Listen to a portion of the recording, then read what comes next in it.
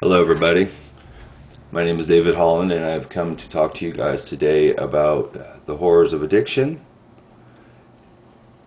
and the 12 steps that benefit others in helping us free ourselves from the bonds of addiction. I know there is a lot of us in the room that have family members or yourself are contrived of feeling this burden, and I know the feelings you feel, and I'm here to help you understand a way to get out of it. The 12 steps of recovery were formed by Bill Wilson. Bill Wilson was a local businessman in Ohio, Canton, Ohio in 1934. Bill had been a thriving business owner and a stockbroker until the dereliction of alcoholism had taken his life and his wife and his marriage as well as his children and turned it upside down. Bill had been in and out of many institutions, been in and out of many psych wards, and all doctors could come up with was that he was either insane or he had a behavior problem. Be it known that back in 1934, alcoholism wasn't known as a problem within families. Alcoholism was known as a man who couldn't hold his liquor. And since then, alcoholism has become a very prominent force in the destruction of families and of lives. Alcoholism has been a parody, as well as 12-step groups. We all know the show Friends, or when you're sitting at home watching TV and you come across a channel with a show that has a circle of people, and it all looks smoky. They are all drinking coffee, and they're all sitting in a circle, and they look humdrum. Some look like they have nervous tics. Some look like they just got hit by a bus. You know, you can imagine. And then all of a sudden you hear the person say, "Hi, my name's Bob, I'm an alcoholic." And of course Bob doesn't look like the normal person. And of course you hear the laughter of the crowd, and he usually comes off with some weird rhetoric of losing his dog, his wife left him, all that, all the metaphorical pieces that we see of what people look at 12-step groups and how they are humorous or aren't taken literally, they're not taken seriously, you know, which all shows what the media can do to a real problem and the real solution. Bill Wilson came across an Oxford group with a friend of his named Ebby Thatcher in 1934, and they all went to New York City to talk to a guy named Carl Jung, a brilliant psychiatrist who had thought that he had came to a conclusion on how the mind works and how the body has an allergic reaction to alcohol and how it cripples the human being. Bill later on went to a couple more institutions, came back to Ohio, ended up in an insane asylum, and once he got out of the insane asylum, he was visited again by his friend Dr. Bill. And Dr. Bill was also an alcoholic who had been hanging out with the Oxford groups and had been hanging out with Ebby Thatcher. And he had come to a conclusion that alcohol was a disease of the mind, and that one alcoholic could maybe help another alcoholic better themselves. Later on in 1935, Bill Wilson studied some more of the Oxford groups. He had gone in and out of various groups looking for different principles, different ways to cure or at least relieve himself and others of what they were doing. Alcoholism had become the norm. Like I'd stated earlier, a drink was okay. Sometimes a drink wasn't okay, especially when you ended up in insane asylums. But fast forward to 1936, Bill woke up one morning and prayed, and took what the Oxford House had given as a set of principles to relieve people of not just alcoholism, but relieve people of what they would call sin, reasons to not like yourself, disobedience with God, and he took the 6 principles that the Oxford group had made and turned them into the 12 steps of Narcotics Anonymous. Soon after that, him and Dr. Bill and Dr. Bob Wilson both became walking the path of what now is known as Alcoholics Anonymous. It started off with 2 people, and it led to 5 million people so far in just the United States are in recovery. And as well, it has made a book that has sold more copies than the Bible. The 12 steps that Bill came up with were a way of a person to come to terms with what they are doing, how they can solve the problem, and how they can continue the problem from reoccurring. Within this is 12 steps. The 12 steps, as we all know them, can be applied to anything. They can be applied to eating, they can be applied to sex, and they can be applied to drugs. The 12 steps go in an order because they are supposed to be worked in an order, and this is what Bill had came up with as a biblical process from the spiritual principles he got from the Bible and from the Oxford group. Now, nonetheless, he couldn't use the word God in everything, so they kind of started off easy and had to change a lot of the rhetoric and the wording due to editorial problems. Each step that a person works comes to terms with spiritual principles to help this person work the step. And the steps in order start off with 1, you admit you are powerless over alcohol or whatever the drug of your choice, sex, be it eating, and that your life would become unmanageable. This step uses the principle of honesty with it because the person has to come to terms and reach a bottom. And once that person has came to terms and reached a bottom, that person can move on to the second step that states they came to believe that a power greater than themselves could restore them to sanity. Notice that they don't use the word God because God was a touchy subject. And once they believe and have some hope, which is the spiritual principle of the second step, they can move on to the third step, which is made a decision to turn our wills and our lives over to God as we understood Him.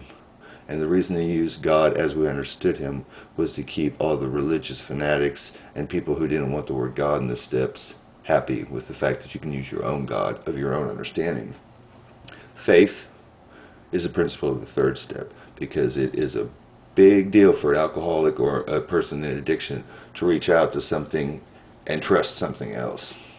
And after the fourth step, we come upon courage. Courage is the spiritual principle of this step, and it is about making a searching and fearless moral inventory of yourself, which is basically, as a store would take inventory, they keep what they want and they get rid of what they don't. And this is a good person-to-person contact that leads to the fifth step, which is integrity. The spiritual principle consists of integrity and trust, because on the fifth step, the person is admitting to God, themselves, and to another human being, which is usually their sponsor, the exact nature of the wrongs that they found out in the fourth step, which are usually all contrived of fear-based actions. And in the sixth step, it says we are entirely ready to have God remove all these defects of character. And this is a step of willingness. The spiritual principle willingness is contrived from the fact that after you've done a fourth and fifth step, the person is fully aware of the problems that they have and the things that they don't want to do no more. So they humbly ask God to help them with these, which takes integrity and fulfillment because the person has to know what they're going through. And humility goes along with step 7. Humility is whenever you know your place in life and you know what isn't your place in life. This comes to the terms of we were entirely ready to have God remove all these defects of character, because by this time you are ready to have God take these away, and by the seventh step you humbly ask God to remove your shortcomings. And what they mean in the seventh step by remove your shortcomings, based on the sixth step of character defects, is the shortcomings in the seventh step they're talking about is the acting out on the defects of character that you found in the second step and the sixth step. So after this, we look at the person as having feeling they understand themselves more, If you have a loved one and you see them going through this process, you start to see a difference in them, because once you're aware of the problem and you're aware of how you are, you either change it or don't. And then you might have someone come up to you that's diseased, and you'll have them apologize to you for no ungodly reason that you don't understand. Well, that reasoning is because in the 8th step and 9th step, the person makes a list of all the people they'd harmed, which is usually contrived from the 4th step, because most of those people you harmed, you had resentment on in the 4th step. And the person will make a list, as the 8th step says, and become willing to make amends to them all. And the spiritual principle that encompasses this is brotherly love. And on to the 9th step, when the person makes direct amends, you have justice, which is a person makes amends to you, regardless if the person wants to take the amends. They want to make the amends so they can keep their side of the street clean. And on the 10th step is where the work comes in, because all this can be done really quick and doesn't take much time to get to the 9th step. But the 10th step is a maintenance step, and it says continue to take direct and prominent inventory of yourself. And when we are wrong, we remitted it. And the reason they do that is it's a daily situation where the person admits that they have done somebody wrong, done something wrong, and keeps that path clean that they cleaned off in the 4th step. So the street and the house stays clean. The 11th step is comprised of seeking through prayer and meditation to improve our conscious contact with the God we found in the 3rd step. And this can be anything from church, prayer, meditation, whatever the person wants to find to continue the process. And the 12th step that Bill came up with was continue to tell another person about this. And that step has got service as one of the main spiritual principles with it, because that's how this all started. It's not a joke. It's not what you see on Friends. This is a real deal, and it has helped millions of people in their lives. If you have anybody in your family that is under the havoc of this disease of addiction, 12-step programs are really what helps people. It does not cure people. In the end, it shows them how to live a new way of life. The 12 steps of AA were borrowed from Narcotics Anonymous as well. Jimmy Kay in New York in 1963 was getting kicked out of AA meetings because he had never drank and was just a drug user. So Jimmy Kay, or Jimmy Kinnon, moved to California, and out of his own house started having Narcotics Anonymous meetings. Because back in those days, if you had too many people that used drugs in one setting, the cops would arrest you. And since then, Narcotics Anonymous borrowed the 12 steps and replaced alcoholism with addiction. And it has soon become one of the second biggest 12-step groups in the world. And with all these spiritual principles comes a feeling of lovingness and homebound longingness that the person who really does these things to himself and to others tries their best to not do no more. So it's almost like a biblical recorrection of a person's thinking. So in retrospect, I know there's a lot of you that have a problem or have people in your life that have problems, and it's a very serious issue to all of us. Whenever they come to you and want to confide in you, don't turn them away. We need to all come together, and we need to help each other get through the problems that we're all encompassing, be it overeating, be it drug addiction, or be it alcoholism. We need to look at this as a whole, as a disease, just like we look at diabetes or cancer. It's an impairment to a person that is uncontrollable. It's against their will, regardless of what we think it is, and we need to help them and treat them just like a sick person. If there's anybody out there who has anything they need to do for any of these people, do not shy away when they come to you and ask you for help. It's a process. They've begun to start on a spiritual path, and it is always going to be prominent for them to have acceptance. So, from these groups and the fellowship program, we all start a new life.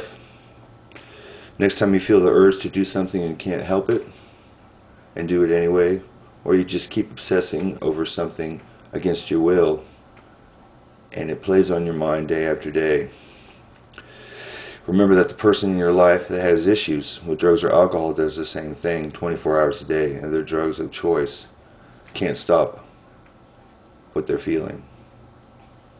Millions of people have changed, and they have changed from the circle of people we laughed at that are on our TV show saying, "Hi Bob, I'm an alcoholic." One of these days it could be you or them, and now I hope you all will have a better understanding of the road they will follow, and if you have a problem, please get some help. And use these 12 steps to the fullest, and always remember, this started with 2 people that carried a message to others, and now millions have heard it and have changed as well. So please carry this message to anybody, including yourself, that is in need of help and suffering from the disease of alcoholism or addiction. Thank you.